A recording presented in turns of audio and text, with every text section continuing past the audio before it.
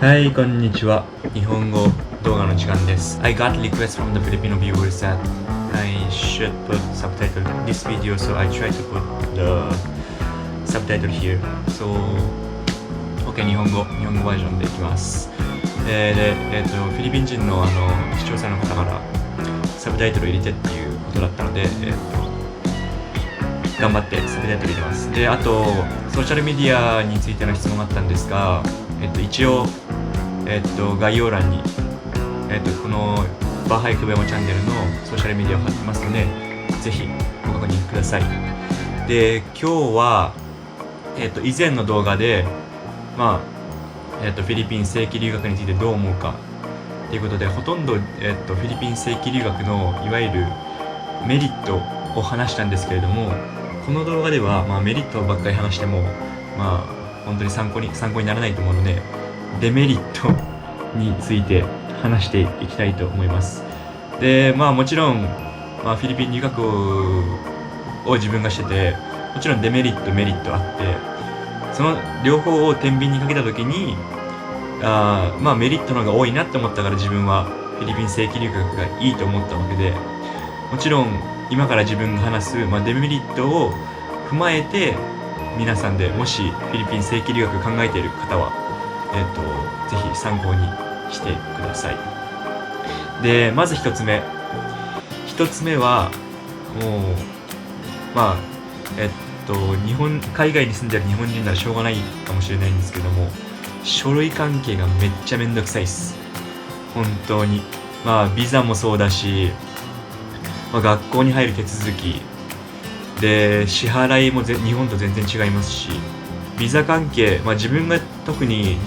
っちに来た時は本当に日本、もちろん外国人学生はいるんですけども、その学生はほとんど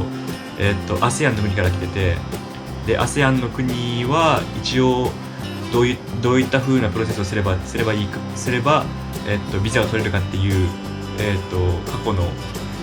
データがありまして、そういう ASEAN の学生の方々は簡単にプロセスができたんですけども、日本人はあんまりいなくて、で本当に自分が来た時は全然いなくて、で最初はどういったビザがいいのかとか全然分かんなくて、観光ビザを延長してでようやく、学生ビザを取ったんですけれども、めっちゃめんどくさかったです。本当にここで、いわゆる書類のプロセスをする時も、これがない1回行ったらこれがないって言われて、次行ったらまたこれがないよって言われて、本当に、もう大変でした。で、あと、支払いに関係なんですけども、自分の大学では支払いは現金なんですよね。で、これも大変で、銀行引き落としが一番いいんですけども、本当にいわゆる大学のキャッシャーって言って払うとこがあるんですけど、そこにお金持ってって、でそこもめっちゃ並ぶんですよ。人並んで1時間ぐらい待ってやっと払えて、で外国人はまた外国人費用があって、それもまた払わないといけなくて、もうめっちゃめんどくさいです、本当に。でそれでもう最初の楽器が始まるときはめちゃくちゃストレスで、それで本当に。で2つ目のデメリット、これはデメリットと取れることもありますし、デメリットと取れることもあるんですけども、言葉の壁。これは以前の動画で話したんですけども、自分は英語とタガログ語が話せるようになったって言ったんですけども、それは結果論であって、もう最初来た時はもう何ももうわけわかんないくて、英語も一応ある程度喋れる状態では来たんですけども、いわゆる授業を英語で受けるってことはしてこなかったので、もう全然何言ってんのこれみたいな、わけわかんなかったですし、特に例えば小テストとかあるじゃないですか。小テストも答え分かってんのに質問内容分かんないから答えようがねえみたいな、ほんとわけ分かんなかったですね。であと、言葉の壁についてだったら、教授とかも、英語を喋る教授もいますけど、タガログ語だけの先生とかもいますし、自分の学校では。でまあそれが自分のタガログを勉強するモチベーションにもなったんですけども、まあ本当に授業についていくのが大変、めちゃくちゃ大変です、本当に。あとまあ言葉の加減については、まあ本当に郊外でもいわゆる学校の外でも普通のいわゆるローカルフィリピン人の一般の市民の人と、まあ、関わりを持たないといけないですよね、もちろん。まあ、支払いとかもありますし、さっき言った支払いとかありますし、洗濯屋さんとか食堂とか行ってもやっぱり、言葉の壁は感じます。でタガログを喋れないと本当に見えないんですけど、本当に人の距離感が全然違います。タガログを喋ればもうグイって近づくのに、英語だとなんかうわ外国人じゃあんま喋りたくないっていう感じになるので、まあ、言葉の壁はまあいい面でもあり、でもしかしたら、あなたにとってはデメリットになりうることかもしれないです。で3つ目ちょっとこれは自分の大学、今自分はフィリピン大学に通ってるんですけども、フィリピン大学特有かもしれないです。でフィリピン大学はフィリピン大学の教育の質を落とさないために、もうどんだけ生徒が落ちようが関係ないっす、マジで関係ない。だから自分もまあさっき言った言葉の壁もあって、言葉の壁もあり、その教育の質を保つために、まあかなりテストとかめっちゃ難しいんですよね。あとレポートとかもいっぱいありますし、それでいろいろ落としちゃって、結局今3年留年してます。3年留年してやっと今年卒業っていう形を迎えています。だから本当にまあこの絵は他の学校わかんないですけど、まあ、これがフィリピン留学の現実ですでこれ本当にまあ天秤にかけるちょっと大きな要因かもしれないです。本当にめっちゃ大変です。でまあこれ、逆に言えば、まあ先生たちがちゃんと自分たちを普通のフィリピン人学生と同じように見てくれるっていうことなので、自分にとっては結構嬉しいというか、先生ちゃんと平等に見てくれてありがとうございますっていう思いなんですけども、本当に大変です。でもう大体自分の友達もいわゆるオンタイム、例えば6年だったら4年だったら4年、6年だったら6年で卒業するフィリピン人学生は大体もう頭いいし、これ頭いいだけじゃ正直フィリピン大学卒業できないし、頭いいプラス真面目じゃないとマジでオンタイム、いわゆる4年だったら4年、6年だったら6年で卒業できないです、マジでこれ。もう本当にこれはもういろんな、もちろん友達いますけど、やっぱり真面目で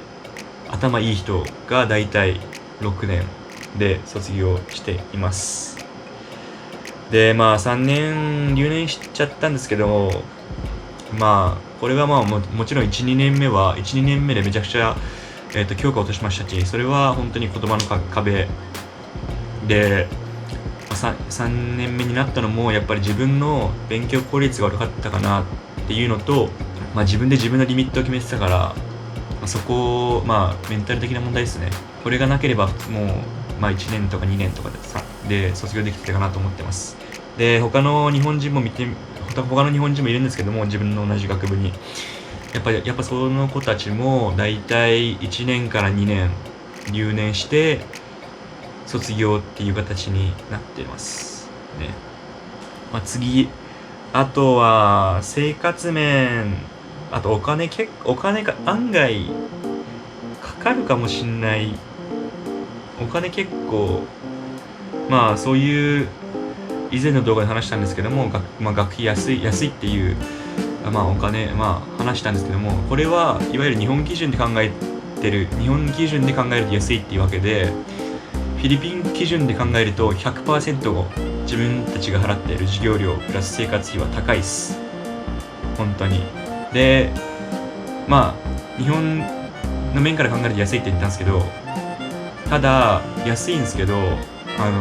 本当にバイトとかできないので、いわゆる学生が自分の学費を払うってことはかなり難しいと思います。で今は多分インターネットとか使って、仕事をできるかもしれないですけど、自分そういうスキルが全くないので、本当に休みの時に、翻訳の仕事を少しやるぐらいなので、自分の生活費とかはもう完全に全部自分が払ってるかっていうとそうではないです。なのでそういった面では親に迷惑をかけているので、親には本当感謝してます。で、あとラストです。これラストなんですけど、ホームシック。これもうホームシックかかる、自分は全然かかったことないんですけど、ホームシック、むしろ日本に帰りたくない側なんで、ホームシックかかるかもしれないですね。特に忙しい、学校も始まって忙しくなって、で、さっき言った、学問でめちゃくちゃ大変ですし、プラス外国人なのでいわゆる書類関係のやつがあるので、それもダブルで来るし、で一生懸命勉強したのに全然テスト取れなかったっていう、本当に真面目に頑張ってもテストに取れなかったっていう、他のいわゆる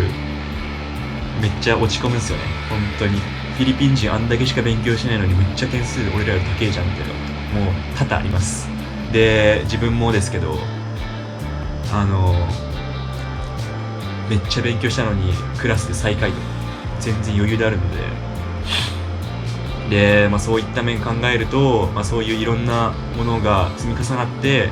日本に帰りたいっていう人もいるかと思います。帰れないですし、日本にすぐここの生活もありますし、その学校もありますし、ホームシックで帰ることは難しいので、そういう今話した書類関係の件、言葉の壁、留年しちゃうよ、これは人それぞれですけど、自分は留年しちゃったんで、あとホームシック、こういうのも全部考えて、プラスいわゆる自分が前の動画で言ったメリットの面を自分で天秤にかけて、フィリピン留学自分にとってはいいのか悪いのか、自分のビデオを参考にしてもらえばといいと思います。これは結局自分の意見なので、ぜひ次の動画とかでは、日本人の本当に実際にフィリピンで留学している友達を、呼ぶの今はちょっとコロナで大変なんですけど、Zoom とか使ってインタビューしていこうかなとは思います。では、今日はここら辺で終わります。じゃあ次のビデオで会いましょう。バイバイ。